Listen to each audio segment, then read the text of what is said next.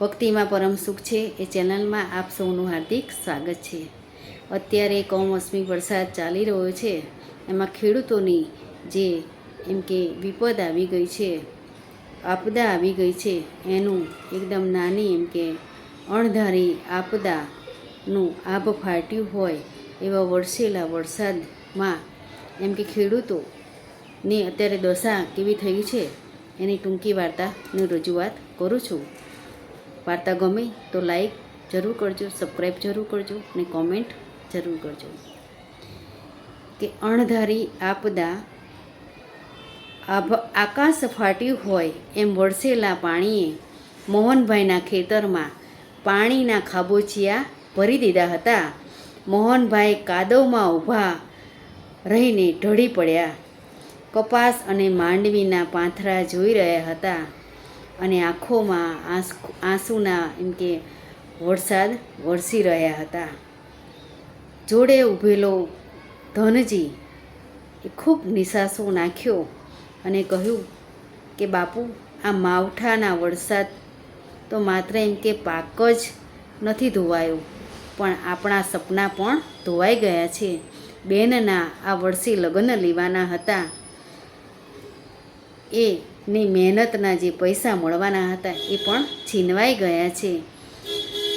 આપણો આ મહેનતનો મોઢે આવેલો કોળિયો છીનવાઈ ગયો, એવું કહી અને ધનજી ઢળી પડ્યો અને એના આંખમાં એમ કે ગંગા જમના વહેવા લાગી। મોહનભાઈની આંખોમાં પણ પાણી હતા। અતિવૃષ્ટિ આખા વર્ષની એમ કે ખર્ચો જે થયો હતો એ બધો મૂકી દીધો। મજૂરીના પૈસા, ખાતરના પૈસા, બિયારણના પૈસા, એગ્રોવાળાના બિલ, હવે શું કરવું એવી ચિંતા એમને સતાવા લાગી હતી। ત્યાં જ એમના પાડોશી જે કાનજીભાઈ હતા, છત્રી લઈને આવ્યા, અમને મોહનભાઈના ખભે હાથ મૂક્યો અને કહ્યું કે મોહનભાઈ, કુદરત સામે આપણું શું ચાલે? પણ એક ખેડૂત પુત્ર તરીકે મને એક સવાલ થાય છે કે કુદરતી આફતોમાં ની સામે આપણી તૈયારી કેમ નથી? ત્યારે કાનજીભાઈ ગંભીરતાથી કહ્યું કે બેટા ધનજી, આપણી મહેનતનું રક્ષણ કરવું એ આપણી વ્યક્તિગત જવાબદારી છે। અને આજે જ્યારે મોટરસાઇકલ, મોબાઈલ લઈએ છીએ ત્યારે આપણે વીમો લઈએ છીએ, પણ આખી જિંદગીનો મોસમનો વીમો કેમ નહીં? તો મોહનભાઈ વિચારમાં પડી ગયા અને કાનજીભાઈએ આગળ વાત સમજાવી કે ખેડૂત સૌ પ્રથમ એમ કે જાગૃત થવું પડશે। ખેડૂતોને સૌ પ્રથમ જાગૃત થવું પડશે કે સરકાર દ્વારા રાહત દરે જે પાક વીમાની યોજના ઉપલબ્ધ છે, જેમ કે પ્રધાનમંત્રી ફસલ વીમા યોજના PMFBY, તેનો લાભ લેવામાં આપણે બેદરકારી ન રાખવી જોઈએ। આ યોજનાઓ આર્થિક સુરક્ષાની ખાતરી આપે છે। પણ કાનજીભાઈ હસી પડ્યા, પણ લોન ન લીધી હોય તો વીમો લઈ શકાય ખરો? ત્યારે કહ્યું કે નજીકમાં ધિરાણ નથી લેતા, નજીકની બેંકમાં શાખા અથવા કોમન સર્વિસ સેન્ટર એટલે કે CSC મારફતે અરજી કરો। આ પ્રક્રિયા સરળ છે। 7/12નો ઉતારો અને 8A જમીનના દસ્તાવેજો અને આધાર કાર્ડ જોઈએ છે।